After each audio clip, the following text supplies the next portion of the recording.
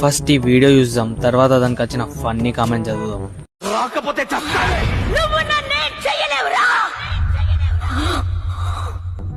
నేను చూస్తే వాడు మళ్ళీ సమాధిలోకి వెళ్ళిపోతాడు.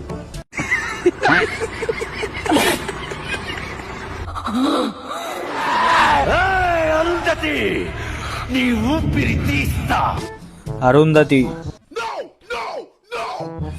అగర్బత్తి,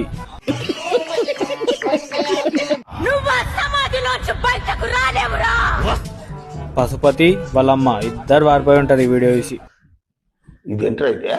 అరే నీ అబ్బా,